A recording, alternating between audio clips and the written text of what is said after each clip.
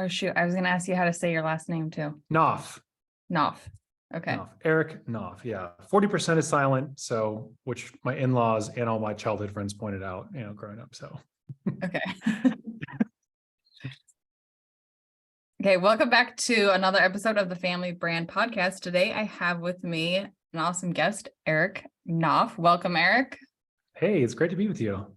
Yes, I'm excited. So, Eric was connected to us through Cassidy, who helps us with our podcast. And she was just saying, you have to meet Eric. You have to have him on the podcast. So I love it when Cassidy connects us to people. She always connects us to awesome people. So you, Eric, you wrote a book all about raising entrepreneurs. And I'd love to dive into that today. But maybe tell us a little bit about yourself, though, before we dive in. Yeah, I've been a serial entrepreneur my entire life. Happy to go into that story. But today, I'm the co-CEO and co-founder of a company called Webconnex. Not offended that no one out there has ever heard of it. We make software for event registration, event ticketing, and we power the events and fundraising for some of the biggest brands in the world, like CrossFit, Red Bull, Toyota, Southwest Airlines, a bunch of other people. And so our software powers events and fundraising out there. Our software will process about $1 billion this year. We've got a team of about 85 people, and we are just having the time of our lives. We have been at this for a long time, but have a very small, high-impact, profitable team, very entrepreneurial team. Webconnex is probably my 10th venture. Over the years, I've had some strikeouts, some base hits, and Webconnex is my home run. And so been just a serial entrepreneur my entire life, but Webconnex is my main thing. That's awesome. Kate, because your book is all about raising entrepreneurs, take me a little bit on your entrepreneurial journey that you kind of alluded to. Yeah. So I get questions often from people who are trying to break into entrepreneurship. And so they will ask me about things I believe or the way I work or how I view different topics, whether it's failure or positivity or disciplines and things, and people trying to crack the entrepreneurial code. And I believe that you can learn entrepreneurship as an adult. But what I really feel like I had a leg up on is I was raised to be an entrepreneur. As I talked to different co-founders and CEOs and different people in the entrepreneurial field, I found that they too had these really foundational childhood experiences. And then as you look at the stories, the origin stories of whether it's Steve Jobs, Elon Musk, Mark Cuban, you name them, Richard Branson, everybody, you'll find that almost all of them had these really strategic moments in their childhood, which was facilitated by their parents, which gave them a taste of entrepreneurship and tilted the scales for it. So my belief is that what my parents might have done on accident, that we can do on purpose and shape our kids to become entrepreneurs one day. And if they don't become actual entrepreneurs, I believe that the principles that you can expose them to will serve them greatly in life. So my origin story was that I was, I think, 5 years old. My dad, who's a doctor, distinguished physician, and his little boy tells Dr. Dad, one day when I grow up, I want to be the guy who works at the road construction site, twirling the sign between stop and slow. And most fathers, especially professionals, would have squashed that dream and would have criticized the dream and would have said, how dare you? And that's a minimum wage job, it requires no skill. But my dad and my mom, they fanned that flame for whatever reason, by accident, possibly. But they got me the orange construction vest. They got me the yellow construction helmet. And they would take me out to construction zones to smell the asphalt and to, watch the heavy machinery. And I loved it. And so then later, as a couple of years later, I wanted to become a fighter jet pilot. And so they took me to air shows and exposed me to the history of aviation. And so I named my son Maverick, as well, because of that love, but they fanned that flame. And then I wanted to be a fly fisherman. And then I wanted to be a cartoonist, and the list goes on and on and on. But I probably started my first business somewhere around the age of 10 or 12. I grew up on a family farm, and one of the principles in my book, you can learn about, was that I took some of the family corn and I went on the side of the street, just like a lemonade stand, similar, and just started selling corn. And so that was kind of the snowball's roll of kind of my entrepreneurial pursuits. Over the years, I've started a number of different companies, multiple tech companies, but I've had service companies. I've had products. I've had other ones. So, I've kind of dabbled at everything, but I believe that I was raised in such a way where I thought differently. I viewed the world differently. And it really has been the foundational core of my entrepreneurial engine that I believe all of us can help give our kids. That's cool. I'm thinking your book is about raising entrepreneurs. I'd like to even back up prior to we jump into that. Like, why Sure. would someone want to raise an entrepreneur, do you think? Well, I kind of joke that, when you're an entrepreneur, that you're the last one to get fired, I guess, like you're the last one to get paid, but you're the last one to get fired. But for me, I look at entrepreneurship as I am partnering with my own future. I'm commanding my own future. I sit on the board of a college, and my goal in being part of that board is to help them bring entrepreneurship to the college, because we are training people to look and depend upon others for jobs. So on a personal front, I believe I'm commanding and creating my own future. I'm very drawn into that possibility. It calls me forth. And so I believe entrepreneurship is the fullest expression of commanding your own future and your own destiny, but also it's filled with practical skills as well, for someone who can think critically and create and innovate. And so I believe that transcends all career paths and fields as well. But I think the entrepreneur in this day and age is now the kind of celebrity career that maybe doctors, firefighters, and astronauts was 20 years ago, where people now want to become entrepreneurs. And there's a lot of gimmicks. There's a lot of things that, we can get tempted by or tricked by, and people go into entrepreneurship for the wrong reasons. I believe that at the core, there's something that's really special that is transformational, that you can teach kids to become entrepreneurial while not necessarily becoming entrepreneurs directly. Well, that's great. I hope my kids become entrepreneurs directly, but I believe the entrepreneurial spirit is so valuable across all fields and industries. That's cool. Beautiful, beautiful answer. Tell us about your book. Like, what are your inspiration for it? And tell us a little bit about it. Yeah. So the inspiration was that kind of a revelation of that. I had these childhood experiences. Was I born differently? Was I just born with this entrepreneurial gene? And realizing that other people had these very unique childhood experiences. And so then reflecting upon what I experienced, what other people experience, and realize that parents and families hold the keys to tilting the trajectory of someone's future for entrepreneurship or to be entrepreneurial. And so the book is these 9 principles that I walked through with stories, and I also am journeying through that with my own kids, filled with practical application for how people can explore this with their own kids. And so it's really was part of a tribute that I wanted to give back to my own parents. I wrote it and I gave it to my dad, printed it out on an inkjet printer and gave it to him on Father's Day and just said, thank you. I look at my success as really as being a product of, I had parents who loved me in such a really unique and special way that created this entrepreneurial drive. My sister's an entrepreneur, my brother's an entrepreneur. And so it really was this pursuit of, can you grow and shape kids? Can you raise kids in a way that they embody these traits and become entrepreneurs and embody the entrepreneurial spirit? And my belief is you can. So it's really, outlining those things, trying to give people inspiration for how they can try it with their own kids, and to not overcomplicate it. There's so many ways that we overcomplicate entrepreneurship. It's really about, I'm going to go create something that is going to serve a customer, and in exchange, receive $1, receive an impact, something of that nature. And I think that's incredibly valuable. So the book kind of outlines, no matter what age your kids are at, how you can start to explore it. So it kind of goes through the genesis. I talk about the construction hat and the vest and that whole story and the multiple things. But one of the things I want to tell parents is that you need to be unafraid of your kids' dreams. Parents hold the keys to either fan the flames of their kids' dreams or to squash them mercilessly. And so when you're a parent and you hear your kids' dreams, like right now, my son wants to be a robot inventor. I'm like, great, let's do it. And I'm like getting the Mark Rober engineering kits. I'm like fanning the flames. I have no idea if he's ever going to do that. That's not the important thing. My job as a parent is not to critique and criticize and ultimately squash my son's dreams. My job as a parent is to help him explore his creativity, define what he's going to want to do.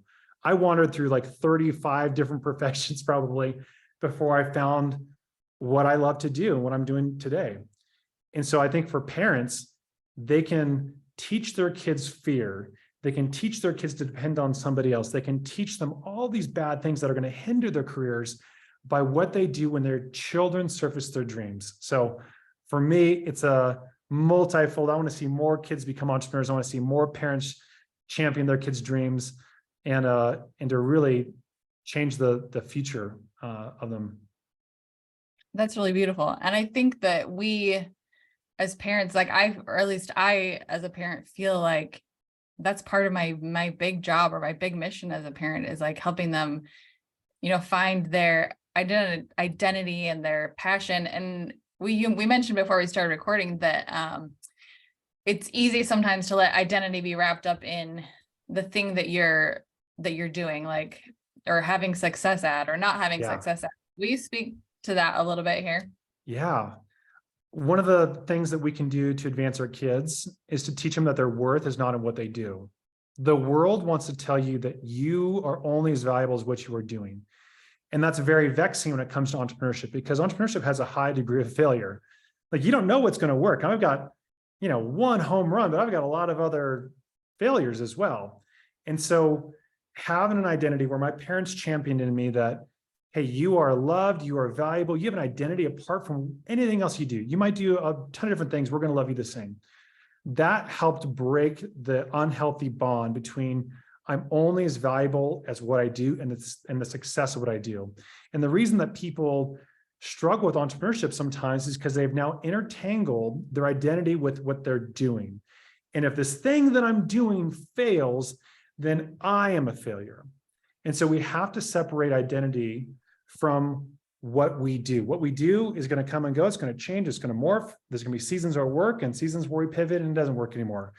That doesn't change who we are.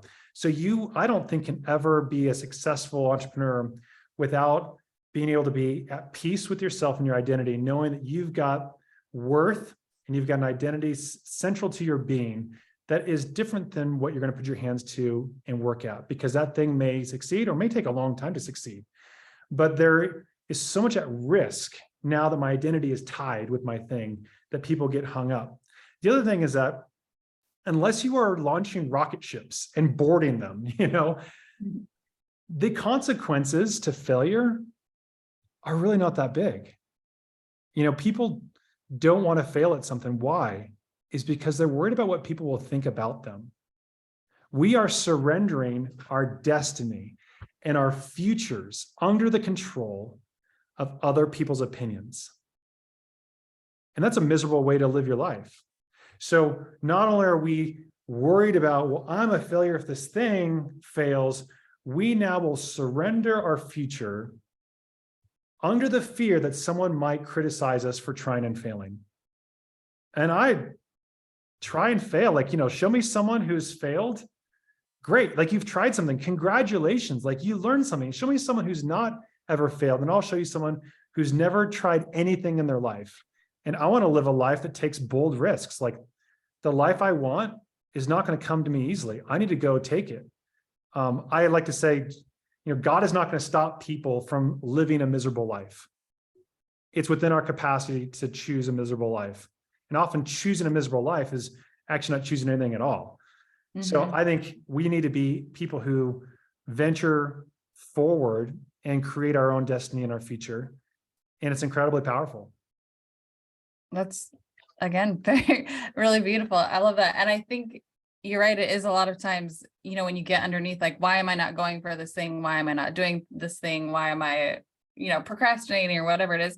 I think for so many people, like, if you can get underneath it all, that's what it is. It's like what someone else will think. And we think that people are thinking about us all the time. The stories in our head about what's in other people's heads, mm-hmm. it's not the lie. It's not happening. It's like we are living down our existence upon hypothetical thoughts into minds of people that we don't even maybe know well, it's like, Yeah. what do people on social media think about me? It's like, that is a really low level to live life. And what a low bar to surrender your entire life and your future to live down to someone's opinions. I've noticed this always reminding me of a story that with our own kids. So we lived for a year in Hawaii in 2021. And at one point, my older boys, who are right now they're 14 and 15, they have a little t-shirt company. Wow. Yes. And so they were selling shirts on the side of the road. We had this cool old truck, this old Volkswagen. It was like 1963 Volkswagen truck. So we were parked on the North Shore selling t-shirts out of the back of the truck. So all the kids were there. Those are my two oldest boys. And then I think our younger kids were probably at the time 9, 6, and 5.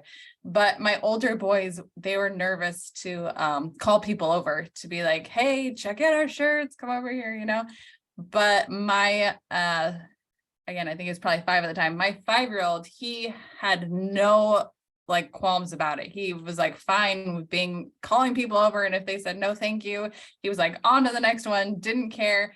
Yep. Do you think sometimes it's something that happens as kids grow older, that they begin to internalize this, what other people are thinking? Or, I mean, I'm sure happens with age, but do you think some people are just born with less of that filter in place, or not necessarily? I mean, I think maybe on that one is maybe introvert versus extrovert, and I think there are the social phobias are probably deeper layers in there. That certainly can be the case. I think when I talk to other entrepreneurs and they're trying to become entrepreneurs, they have to really unlearn a lot of what they're raised with. And you're doing an amazing service to your kids to expose them to that. But so many of them have to unlearn the fear of other people, and particularly the fear of embarrassment. And we got to be careful because, I might say to my son, hey, you need to comb your hair, and you can't wear your Star Wars jammies out, And so embarrassment is this really delicate topic where I think as us with parents is we have to be able to navigate embarrassment and help our kids, be responsible, but not overextend to where we fear people or we fear what people will think of us. And that takes intentional work.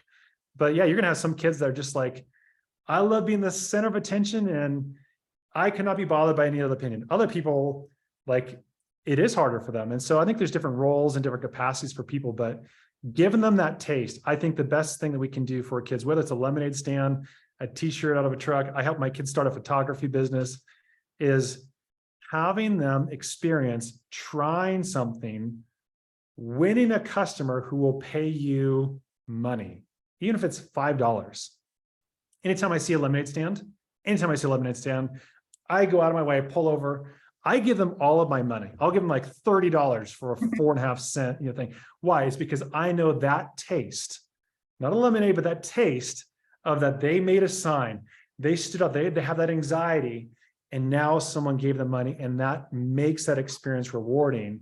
I'm investing into this chemical transformation of their brain that rewards them for venturing out with risk. So even the shy kids, once they start to get that taste of that success and get that validation, I think they come alive. That's the case for me. It just took a little bit more of that traction, that success to where, wow, I can lean into this. I'm okay with this. I don't like going up to people and interrupting them, but I'm good at it now, even though I don't like it. What would okay, so say, you're saying, they make some money, they get the taste of entrepreneurship like you're describing, and then where from there do you go with it? As far as money? Great question. Yes, I think we, in our effort to help our kids save money, we got piggy banks, and there's this emphasis on save. But my kids don't know what $5 versus $50 means. Well, they do, but most kids don't. So we as parents, as we try to introduce money, we can do it without really round out the picture for them to appreciate money. So for example, I'll pay my kids to help me out in the yard, and I'll pay them 25 cents a pine cone, and our pine cones are huge, so they will add in pine cones and work with me for a few hours. And so, that is, let's say $25. It's great. That $25 doesn't mean anything to them until they now want a video game that costs $49. Well, now they can say like, wow, well, that's like another 2 hours outside for that video. They have an appreciation for now money. And so the other thing is to get them to spend it. Like I want the kids to like save some. I want them to give away some as well. Like we did a Operation Christmas Child where, you pay for things to go in shoe boxes and, like let's have the kids participate in giving away things. And that's really important. But I want them to spend money on themselves. When they spend their hard-earned money on themselves, they now have motivation to earn more. And they now have a direct relationship between if I work more, I can get more of what I want. And this is one of the great things my dad did. I grew up on a farm. And so I loved motocross, dirt bikes and things, but those things are expensive, like the parts and accessories, they're sometimes $100, $200, $400. And my dad is like, you can have all of the dirt bike parts you want, but you're going to earn money. And he gave me a whole list of things I could do. If I want to mow the lawn on the riding lawnmower, which I love, that's $5 an hour. If I want to go pull tansy out in the alfalfa fields, then that's going to be $15 an hour. If I want to load hay on a truck, that's $10 an hour. If I want to go work in the nursery with the other crew, that's $9 an hour. Like, and he gave me a bunch of options, right? And then I had household chores, vacuuming things were smaller amounts. But now I'm in charge of like my future. I can look at the things, I can look at my responsibilities and options. Wow, if I really want to get that exhaust system sooner, I might go pull tansy because that is paying more. And so I would write my hours and every week would settle up and he would give me some money and it was awesome. And then I had that healthy relationship between if I want more, I should go work more. And I didn't have an allowance. I wasn't just given money for just breathing. Like, there's nothing wrong with that maybe necessarily, but except for if it goes to a level where people expect to be paid for doing nothing, even if it's making your bed, it's $1 every day you make your bed, that would be a better expression of a notion of an allowance, if you will. So yeah, I think an actual exchange of like an exchange. Yeah. Yeah. But that accelerated my motivation. So as I wanted to pursue more things and the things I wanted, mainly dirt bikes at the time, I had then pathways to be in control of my own earning potential. Your dad seems pretty genius. Like all of these things that you said, he kind of wasn't intentionally saying like, oh, I want my son to have these certain skills and become an entrepreneur, but all these things that he put in place, like you said, fanning your passions, whatever they may be, giving you opportunity to earn money. What else? Yeah, so the whole book is about things that my parents, they will admit they did not know what they were doing. What they did on accident, we all can do on purpose. And I'm convinced that those lessons really shaped me and my siblings, the way that we turned out to be entrepreneurs. So, yeah, and he, little things like lent to me. So what does that look like for us with having kids? Well, when I was maybe 8 or 9, I took corn from the family cornfield, went on a street corner and sold corn. And my dad said, you can take as much corn as you want, but give me a nickel for every ear of corn you're selling. I think I was selling for like 25 cents.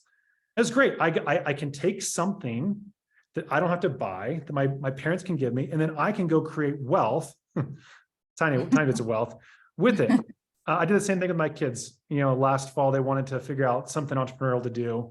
They see daddy and daddy's an entrepreneur. And so we talked about it. It was the fall time. And what do people need in the fall? Like, what are people spending money on and what do we have? And I had a few professional grade cameras. It's like, well, hey, people need Christmas cards and we live in Lake Tahoe. Why don't we start Scarlet and Maverick's photography business, and we will take your family portrait for your Christmas card. And all we did is we did a little graphic, did a little video, and we posted it on Nextdoor. And the phone started ringing and people were into it. And it's like, dad's going to be there. This is not like, little flip phone camera. Like you're going to get a good quality picture. But now my kids are borrowing something from me. and they're able to now make money with it. We made like $300 or something. Right? It was awesome. And they just, that taste was awesome. I think when I was 14, I saw classified ads for this, 3-wheeler at the time, and it was really cheap. It wasn't working. And so I asked my dad, hey, can I borrow $500 to buy this junked out, 3-wheeler? And he just kind of like big eyes, It's like, my plan is to take that money, buy the 3-wheeler, and then part out each individual thing. And so he agreed. So we took the money, me and my best friend Forrest, and we got this 3-wheeler, and then we sold the engine for $750. And then we sold the frame for $200 and the wheels for $50. And all together, we probably made $2,000 off of the $500. So even this principle of like, kids, I will give you something to help you go make money. My dad let me take the ride-in lawnmower, and I went and started mowing other people's lawns in the neighborhood, which is great to drive the ride-in lawnmower down the street. It was awesome. But, lending to your kids, even that principle to help them achieve what they want, incredibly powerful.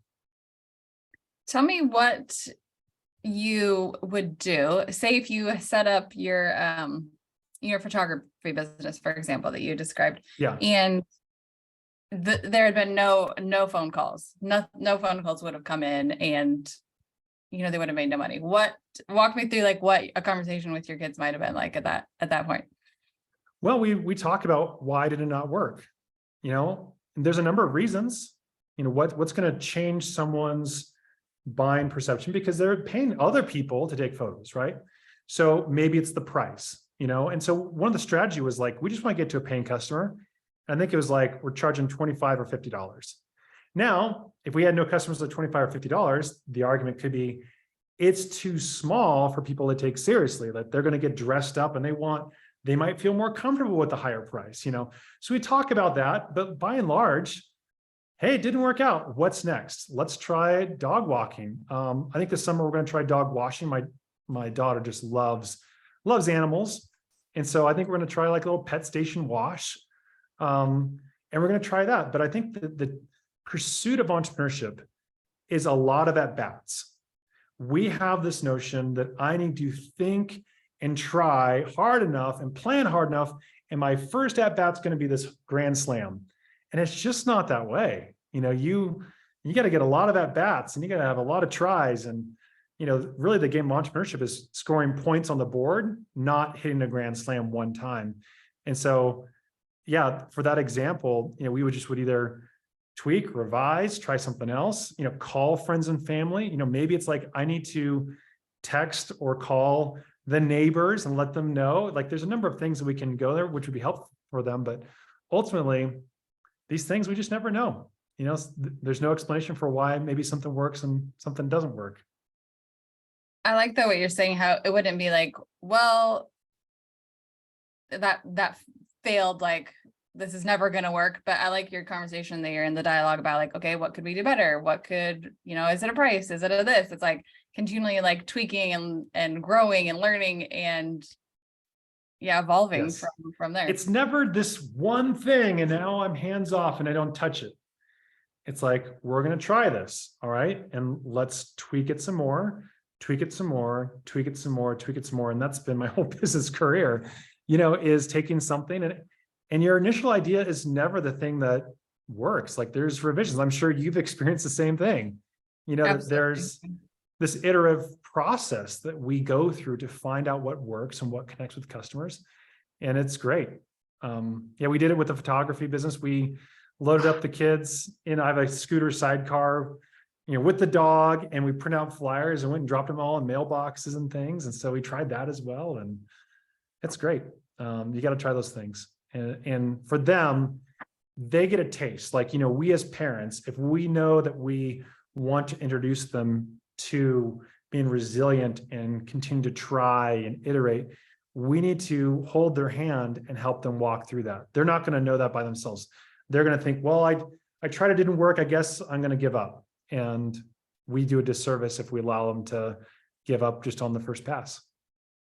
Yeah. And you're right. It has been, at least my journey with entrepreneurship. Chris has had a longer journey with it. So I think Family Brand is, okay, I did have journeys growing up was like volleyball camps and things I would do in high school, do for the neighborhood kids and stuff. But as an adult, family brand has been confronting because it has been like, well, this isn't, not that it's just requiring a lot of tweaking. And you're right, it's not like, oh, you nail it the first time and it's perfect. And like you said, hands off, it's like always tweaking, and that can be like really confronting sometimes. And probably what worked 3 years ago isn't working as well now, and maybe something that didn't work before is like oddly working now too. It's funny how things just change, and there's not a whole lot of rhyme or reason. What would you say to someone, a parent who is going to read your book? Like, what would you say is one takeaway, I guess, from your book that they should only one. I guess if I was to say, if there's one thing in the book, which by the way, we're not getting into like all of the meat and potatoes, so please go and check out Eric's book. So he like lays it out, like all the things that you can do. Yeah, it's short. I don't like long books. So it is incredibly short. My wife read it in a discouraging like 45 minutes. It's like, I spent all this time on this, and she's a very fast reader, but it's very concise, very applicable. There's checklist suggestions. There's a number of things there. I think strategically, one of the best things a parent can do is to be the champion of their kids' dreams. That will build their confidence, that will give them permission to explore more, that will give them courage, that will give them safety in their identity. When we get behind them full force, a lot of amazing things happen. The tactical things that are in here, whether it's helping them overcome the fear of failure, like all that stuff is emanating from the spoke of, we have to be all about our kids and their dreams and not be afraid. If your kid wants to be a professional athlete, right? Or a singer, wants to write music, like, we sometimes in the pursuit of being helpful will squash them and suppress them and set them back so far. It'd be better to say, like, do it. Let's go for it. Let's enroll you in basketball camp if you want to be a professional basketball player. I wanted to be a professional basketball player at some point, in junior high, realized I'm not that good. High school got, cut. Like, life is going to have its way of giving me feedback, and it's going to give me that lesson as well. It doesn't necessarily need to happen from parents. And we think we're helping our kids by helping them be practical, but in their formation, being practical is actually more crushing than helpful.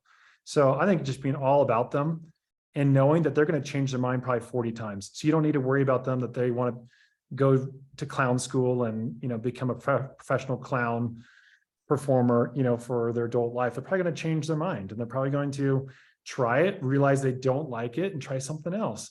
And that was for me, trying a lot of things. Wow, I thought I would like that. I don't like that. Try this. That looks interesting. Wow, I don't like that either. But you would never get to that trying stage. You would never have that courage and that ambition if you were now riddled with fear about the right one pathway and to please my parents for the provided career path. I think so much of a parenting journey is learning to let go of your own stuff as a parent. You know what I mean? Totally. Like putting it on them, like the example of your dad, why he could have gone into all the reasons why you can't be the guy holding the sign because he went to school, and what would it, he doesn't have a real job is why he's doing it. Yeah. Yes. He could have easily gone to like, no, my son will not do that. Like, you're going to do this and X, Y, Z.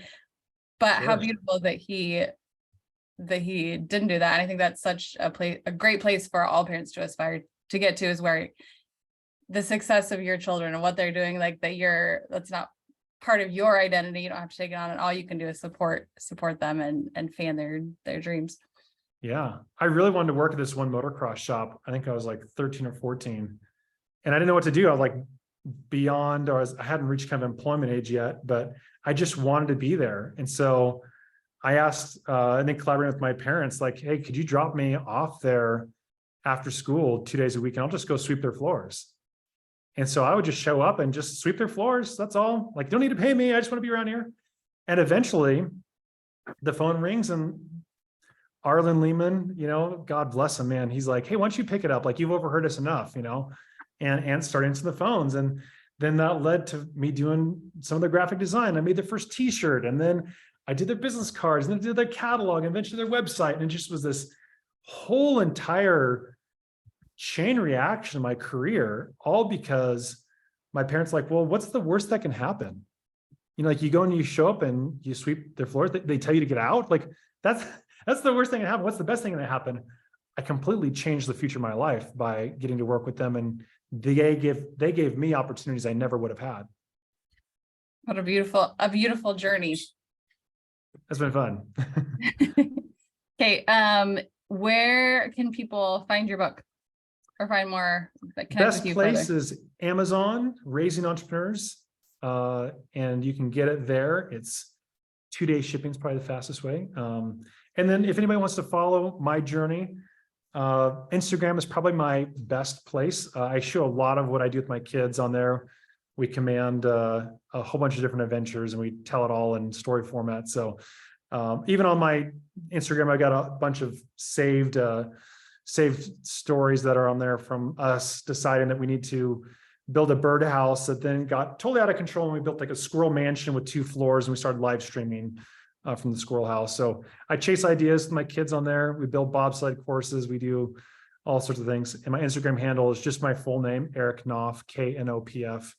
Sorry for a complicated last name there, but yeah, good hard name there. My in-laws were like, can you buy a vowel with this last name? But no, just kidding. I'll link to all that in the show notes. I'll link to. Yeah. So my Instagram is a good place. Anybody who's chasing this kind of notion of helping shape their kids' future with entrepreneurship, I would love to hear from them, talk with them. I would love to share ideas. If I'm not helping other people bring entrepreneurship to their homes and shaping entrepreneurship for their households, I'm not living up to my calling. So this is something I just feel intrinsically motivated and passionate about at a soul level. So Instagram's there. And then, yeah, the book's everywhere. Books are sold online.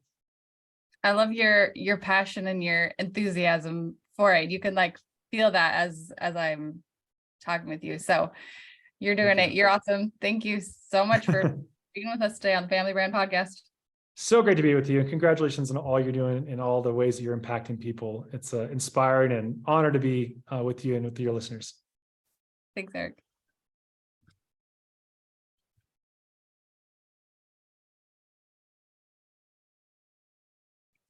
Sorry. I'm like, oh, where's my recording?